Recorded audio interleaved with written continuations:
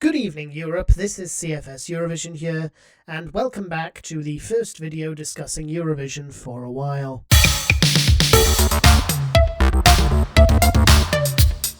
I'm doing this video to discuss why I chose to boycott, so to speak. Why, looking at that result, I feel extremely justified in doing so, but also where the contest now goes for the foreseeable future, and whether any consequences at all are forthcoming regarding what has clearly occurred for what is now 3 years in a row. Another thing to note is I want this video to feel more like a genuine heart-to-heart, so although this is decently scripted, I'm going to avoid making too many jump cuts in the edit, he says before making a jump cut. Anyway, let's start with the basics, the two combining factors as to why I and many others are boycotting Eurovision this year. First, Israel is committing a genocide in Gaza. The UN deems it so, as do many Israeli human rights organizations. They are doing this as a grossly disproportionate response to the unacceptable October 7th attacks by the Palestinian governing terrorist group Hamas. I include that sentence to once again reiterate that being pro-Palestinian is not an endorsement of a Hamas-run Palestine. The death toll in Gaza, according to the World Health Organization, is now upwards of 70,000, an estimated 80% of which are ordinary civilians like you or me. A study by OHCHR, a UN-affiliated organization, found that 70% of those killed in residential buildings were women and children. Also killed were 270 journalists and media workers, only there to report on the story, 120 academics, and over 650 humanitarian aid workers. People only trying to get aid through to those who need it most. Killed by Israeli forces. These are acts of pure evil and must be stopped. And yet, every time a ceasefire deal comes about, it gets repeatedly broken by Israel using extremely weak justifications. Let's also not forget what they're doing in Lebanon and other countries in the region. The second issue is what they're doing in the contest itself, and why this is a different position to, say, the Olympics or the World Cup, as some have tried to question. In the Olympics, Israel may be able to win some events on sporting merit and nothing to do with implied popularity. Palestine also competes in the Olympics. This is the same for the World Cup, albeit neither Israel nor Palestine's football teams are currently anywhere near good enough to qualify for such an event. In Eurovision, however, Israel has repeatedly used the contest as a soft power tool to serve their own political interests. This goes back to the 2024 contest in Malmö, Sweden. The year after the October 7th attacks, they attempted to send a song referencing those attacks, titled October Rain, blatantly violating the no politics rule, along with their artist, then 20-year-old Eden Golan. A known tactic that Russia used during the invasion of Crimea was to send young women with emotional ballads to the contest, such as Polina Gagarina in 2015, in order to garner as much sympathy as possible under the guise of "it's not the artist's fault." In theory, this is true that it isn't the artist's fault, but in reality, these artists choose to represent the country knowing the state's actions and knowing what they are being used for. In Israel 2024's case, this is further increased by the fact that Golan stated just before the contest that she wanted to join the IDF, the Israeli Defense Forces. a clear endorsement of their actions. Don't let anyone tell you that it's not the artist's fault, because usually they are complicit by choice. October Rain was then correctly deemed to have violated the no politics rule, and rightfully was not allowed to be submitted to the contest. Israel was given multiple attempts to keep submitting songs, and the process went back and forth quite a few times, signalling a clear intent from Israel to use the contest for political gain. At that point, it felt like the only viable outcome was that Israel would have to withdraw from the contest on the grounds that they couldn't submit a viable song for the contest without violating those rules. This was, however, until President Isaac Herzog got involved and unequivocally stated that Israel must submit a song to the contest, regardless of how much political content was sacrificed for them to do so. This represents a key part of our argument, though. Israel only being in the contest at that point due to the intervention of their own president is surely political in nature, and so should also at that point be a disqualifying factor. But no, because it isn't in the song itself, the EBU were happy that this was not against those rules. In 2025, they sent another young woman, then 24-year-old Yuval Raphael, a survivor of the October 7th attacks, a fact they made sure to include everywhere in every biography of her. The song was called New Day Will Rise, and frankly, how this was allowed to be submitted to the contest is beyond me. At least in 2024, there was a compromise with Hurricane, and the politics was under a veil, albeit a very thin one. This was as blatant as it comes. But the main factor in this has yet to be mentioned in this video, and that is vote manipulation. Let's start with the basics of how the Eurovision voting system works.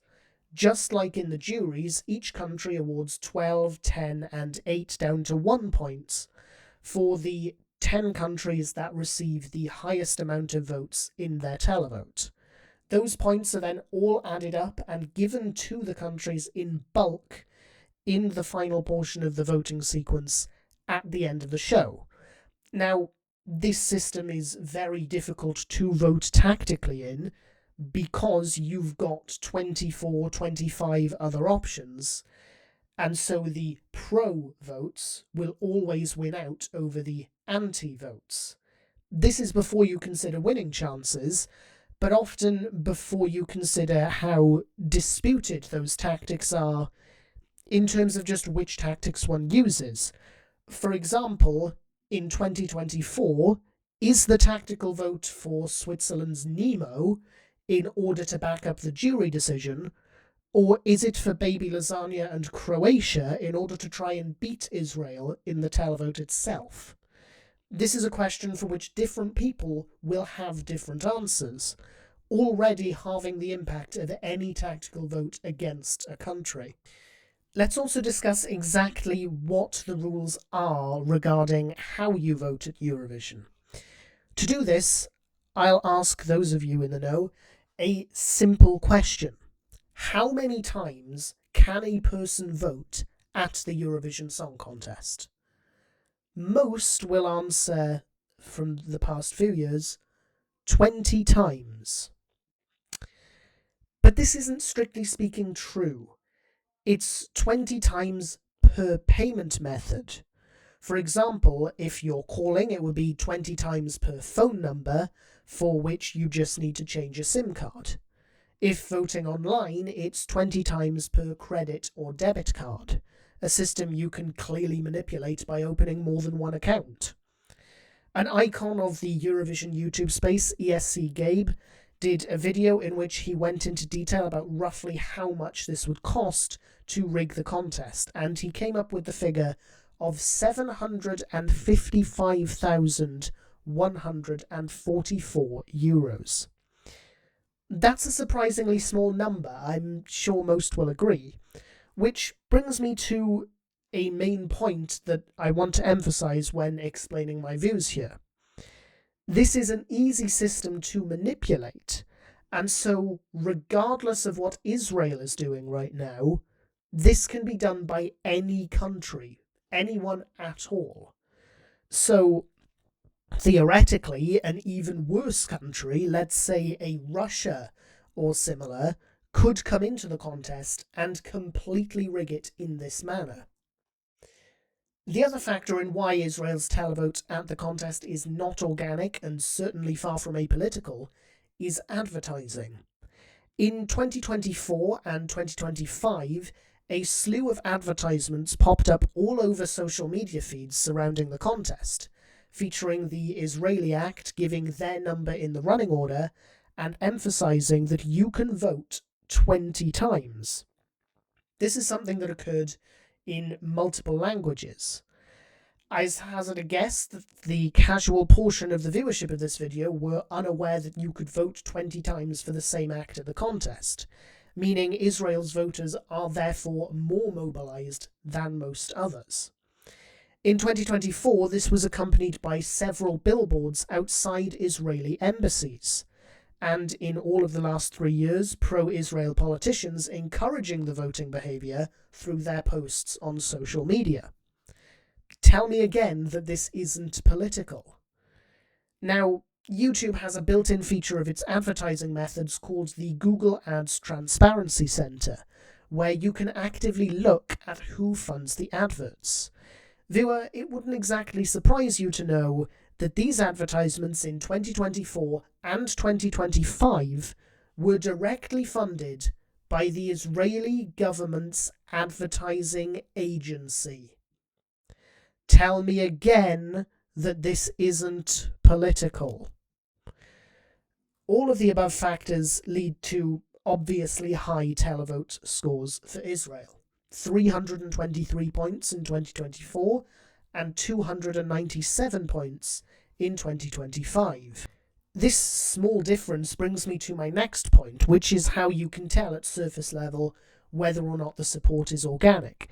Because there is, of course, an elephant in the room so far in this video with regards to a country's televote at Eurovision being fueled by political situations at that time. That is, of course, Ukraine in 2022, just after the Russian invasion began.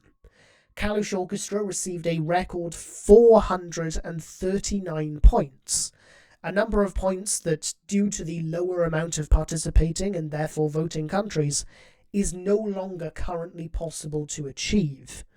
So why is this even more insanely high amount of points organic, whilst the lower scores achieved by Israel are not? Well, this is because of the change year on year. In 2023, when the UK hosted on behalf of Ukraine in a show that repeatedly referenced the ongoing war, Ukraine's entry Tvorchi received 189 televote points, a decrease of 250 points from the previous year. We'll be nice and account for there being 3 fewer countries, and so we'll actually say it's 214 points lower. It still proves the point. If the support for Israel was fully organic, it would erode fairly quickly year on year. But 323 minus 297 is only 26, and with the same amount of countries to boot. For exactly how this is happening, we need to look deeper into one such country's televote. But before we do, I want to go into the rule changes regarding this for the 2026 contest. I will reference this again in a later point, but for now I want to look at the changes themselves. First, the maximum number of votes per payment method was halved from 20 to 10. Second, there was greater restrictions introduced on who can make advertisements for the Eurovision entry and what they can include in them. I'll take these points in order. Firstly, the maximum number of votes per payment method. I want to particularly express why this is an ineffective way of combating this issue. To do this, let's look at one particular country's televote, as I said I would earlier. The New York Times recently released an article titled "How Israel Turned Eurovision Stage into a Soft Power Tool." Within it, it revealed the approximate televote results of Spain's vote in 2025. As we can see from this graphic, Israel received the highest amount of votes, with around 47,500 votes, well clear of second-placed Ukraine with 9,600. The first thing that hits you here is that even on the face of it, this looks off, especially for a clear jury bait ballad. I feel the need to point out here that the EBU has repeatedly stated that they have a state-of-the-art system for detecting irregularities in voting, and yet somehow they do not detect this anomaly.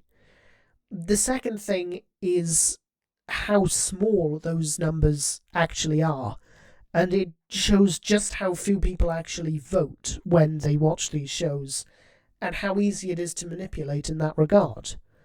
But let's look at that number of 47,570. If we assume that as many people as possible that voted for Israel voted all 20 times, and let's face it, a lot of people clearly did, that means that it only took 2,378 people to reach that number. If we take the Ukraine number, divide that by 20, and add 1 to it, so it results in a higher number of votes, it means that Israel only needed 482 people, not even people actually, 482 SIM cards or bank cards to vote in order to just simply beat Ukraine and win that televote. And this is in Spain, where the population is 48 million. Why does this mean the halving of the vote limit is ineffective? Well, because of that massive difference. The vast majority of voters for Israel will have been voting the maximum amount of times, whereas in Ukraine and others' cases it would have been much lower. But even if you just halve Israel's number of votes here, you get 23,785 to Ukraine's 9,620. You would need to divide it by 5, meaning just 4 votes per payment method, for this to even drop Israel to second. So it does nothing to the points they receive on the night. Israel still gets the high amount of points, and they then get to claim that the people of Europe support what they're doing in Gaza and Lebanon and everywhere else in the region. Secondly, the restrictions on who can advertise. This one is partially effective, as it now means the Israeli government can no longer themselves create the advertisements as before. However, that didn't stop Israel from trying. This year's artist Noam Betan appeared in a series of advertisements set in the same exact studio, emphasizing the same things as the previous 2 artists, in the same large amount of languages. Only this time, of course, the Google Ads Transparency Center did not read Israeli government advertising agency. However, they did, of course, violate the third rule change by emphasizing that you could vote 10 times, which caused the EBU to warn Khan, the Israeli public broadcaster, and take the ads down immediately. But it seems slightly arbitrary to state that mentioning the maximum number of votes is against the rules. After all, we're discussing political manipulation here. But it is still a step in the right direction, I suppose. So, these are the 2 defining factors behind the boycotting of the Eurovision Song Contest by pro-Palestinian fans. But what is so different about this year compared with 2024 and 2025? Why is it that I continued to watch and cover the contest the past 2 years, but suddenly decided it wouldn't be the case this year? Well, that brings us back to why the rule changes were implemented in the first place. You see, after 2025, several countries raised issues of irregularities with Israel's televote to the EBU, demanding to see the raw televoting data behind the points.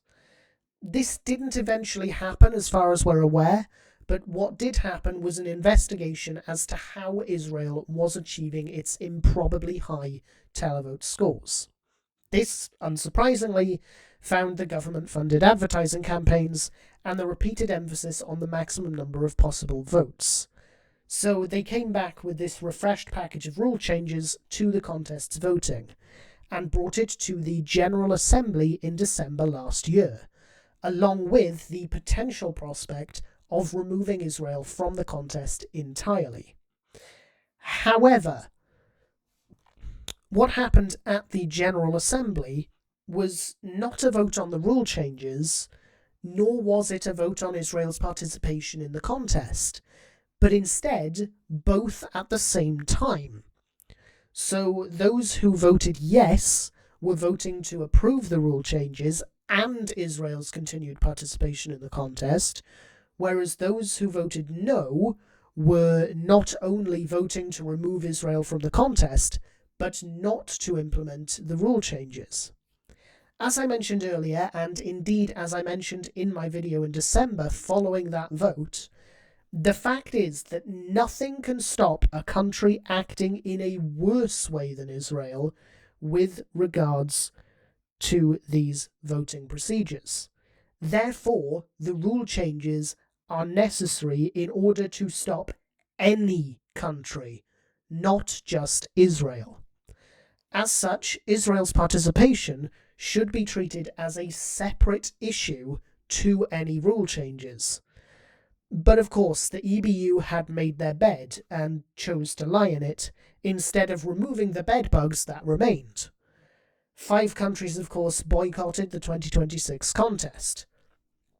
Those being Spain, the Netherlands, Ireland, Iceland, and Slovenia.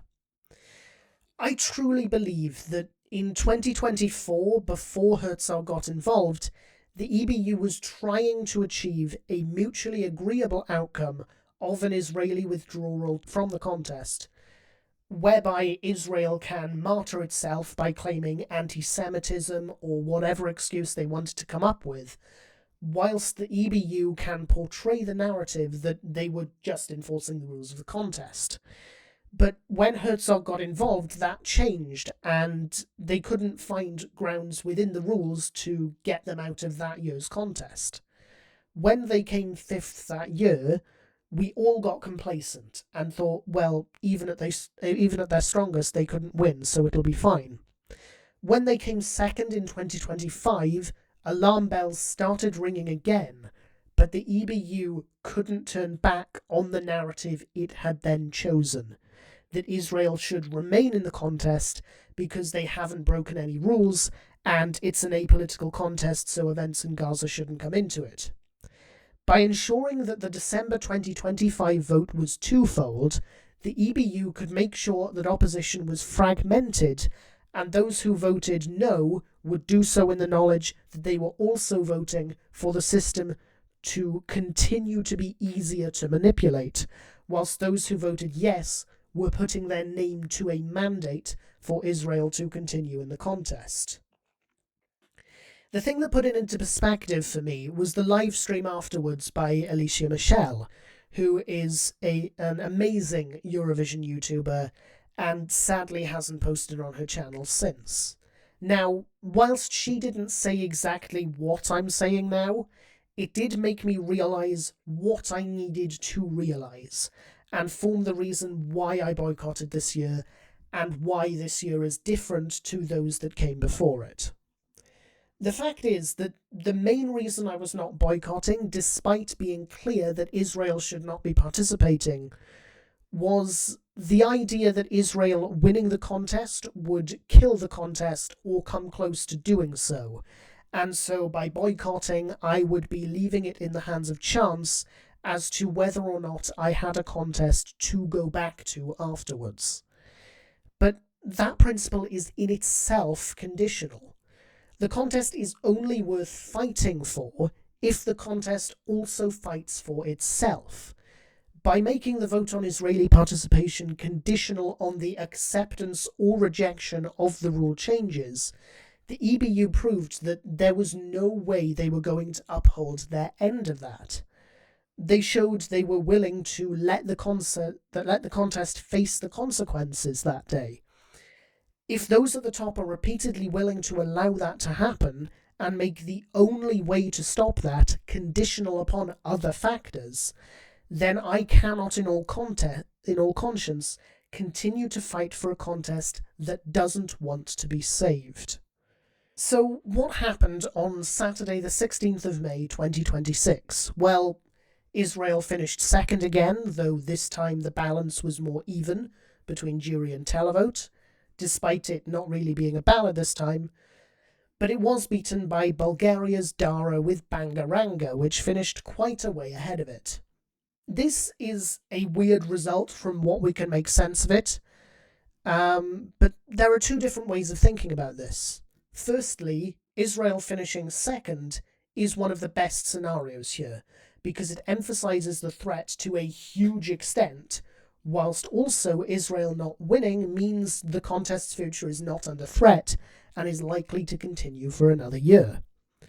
And this in itself makes me feel vindicated for boycotting, as it shows that Israel continues to be a threat even with the rule changes implemented. However, the difficulty we now have is in the two factors of, one, they were second by a country mile, much further back than they were in 2025, and two, they came third in the televote.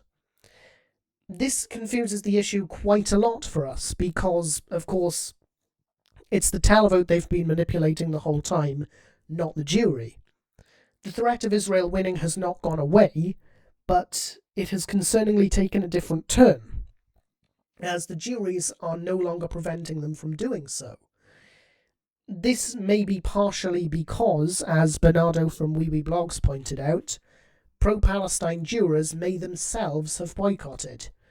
So it's that double-edged sword that we'll all have to continue dealing with for the time being. So what happens now? Well, for me, it will be back to Tomodachi life and other things for a while until further developments occur, and I hope you'll join me for that. But for the contest, the soul-searching continues once again. As I reported on earlier in the season, the boycott had a real effect on the national selection processes of some countries, Portugal and Norway chief amongst them. In Portugal, only 2 of their 16 competitors in the national selection said they'd go to the contest if they won. Thank goodness one of those 2 won, otherwise that could have gotten very ugly. Imagine going to the Eurovision Song Contest knowing you were your own country's 7th choice. Norway's selection has downsized to the point where the show that once had 18 entrants now only has 9. These are issues that have to be addressed if Israel is to remain in the contest, as it's affecting those countries' own productions. If you were a director or producer at RTP or NRK, this would concern you. Budget is also an issue.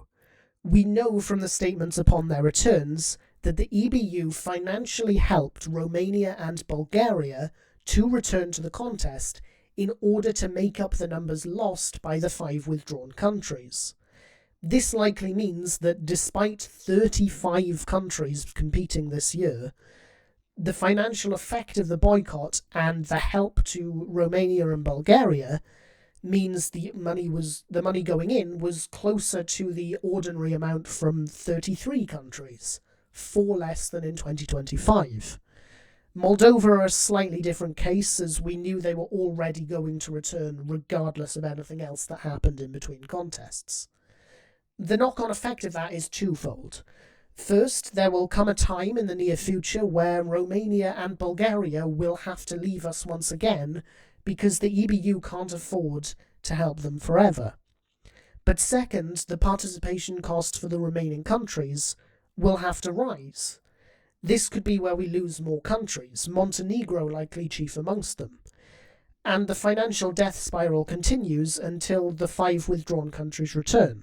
Remember, those 5 included Spain, who were a part of the Big 5, the countries who make the biggest financial contribution to the contest. The Netherlands was also understood to be the biggest contributor after the Big Five. Those two countries alone are a huge hit to the budget. And it's going to be very hard to get them back without making large concessions regarding Israel's participation in the contest. The second issue now is, of course, that Bulgaria won. It's no secret that they will probably be unable to afford to host the contest in Bulgaria next year. This presents a bigger issue because the precedent set in 2023, following Ukraine's inability to host, is that the second place country does it instead. But that's Israel.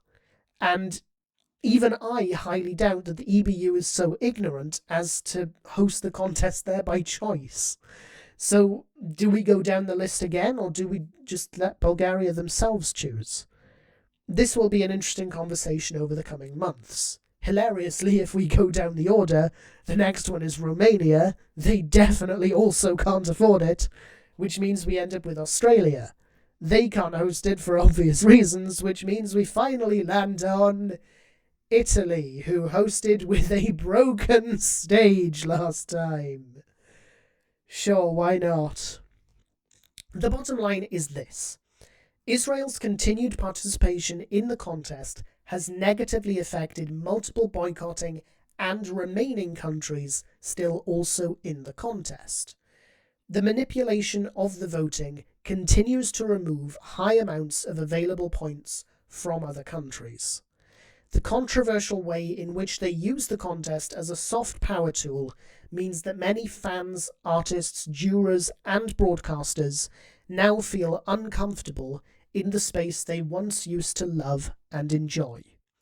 This is a contest I love and one that is worth fighting for, but that fight is far from over, and the next few months must be a time where it proves to those of us that left that coming back is worth it, and that an honest conversation will be had on the issue that has been one of the biggest burdens upon the contest in its 70-year history.